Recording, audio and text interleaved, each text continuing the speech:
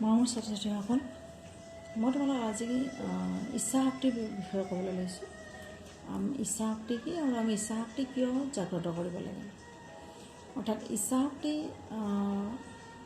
এনেকুৱা শক্তি যি আমাৰ মনত আমি সেই শক্তি সঞ্চাৰ কৰি জাগ্ৰত কৰি বহুত জীৱনত বহুত সফলতা লাভ কৰিব পাৰিম। ইচ্ছা শক্তি অবিহনে আমি কাম কৰিবলৈ প্ৰেৰণা নাপাম, কষ্ট কৰিব নোৱাৰিম।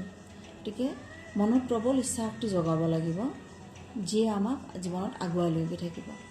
এতিয়া ইচ্ছা শক্তি কেতিয়া বা কেনেকৈ আমি জগাম? ইচ্ছা শক্তি জগাবলৈ হ'লে আমি প্ৰথমতে কি কৰিব লাগিব? জীৱনৰ এটা লক্ষ্য স্থিৰ কৰি ল'ব লাগিব সৰুকালতে। এতিয়া তোমালোক শিশু হৈ আছা, স্কুলত পঢ়ি আছা, তোমালোকে এটা লক্ষ্য স্থিৰ কৰি ল'বা জীৱনৰ। সেই লক্ষ্যটোত উপনীত হোৱাৰ বাবে তেতিয়া কি হ'ব?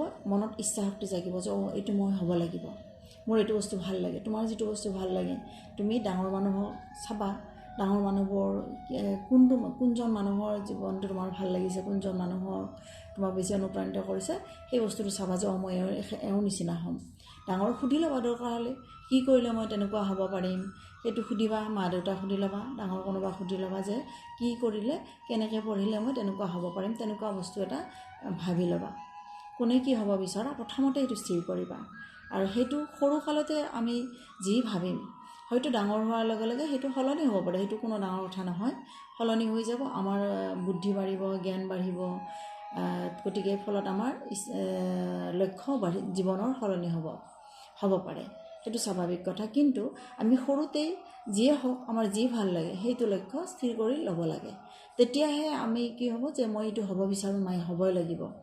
আৰু তাৰ কাৰণে মই ভালকৈ পঢ়িব লাগিব, আৰু ভালকৈ পঢ়িবলৈ হ'লে ভালকৈ থাকিব লাগিব, ভালকৈ খাব লাগিব, নিজৰ শৰীৰৰ যত্ন ল'ব লাগিব।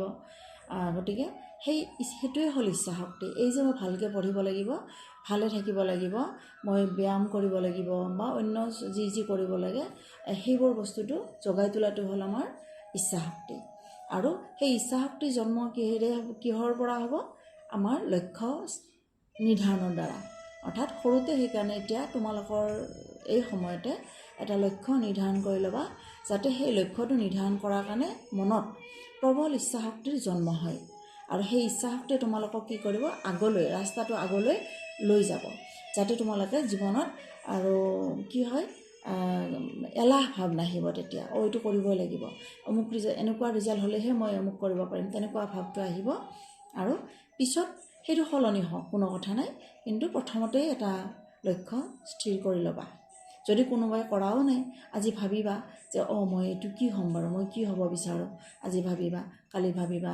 কাৰোবাৰ লগত ঘৰৰ দেউতা, মা, খুৰা, খুৰী, দাদা, যাৰ লগত পাৰা তাৰ লগত আলোচনা কৰিবা যে এইটো হ'লে কেনেকুৱা হয়নো, তেনেকৈ সুধি ল'বা। তাৰপিছত নিজৰ এটা লক্ষ্য স্থিৰ কৰি ল'বা, আৰু তাৰ লগে লগে তোমালোকৰ মনত ইচ্ছা শক্তি জন্মিব, আৰু ইচ্ছা শক্তিয়ে তোমালোকক জীৱনৰ বাটত আগুৱাই লৈ গৈ থাকিব।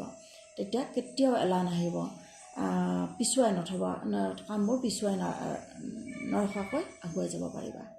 ঠিক আছে? ঈশ্বৰে তোমালোকক আটাইৰে মংগল কৰক, কুশলে থাকা।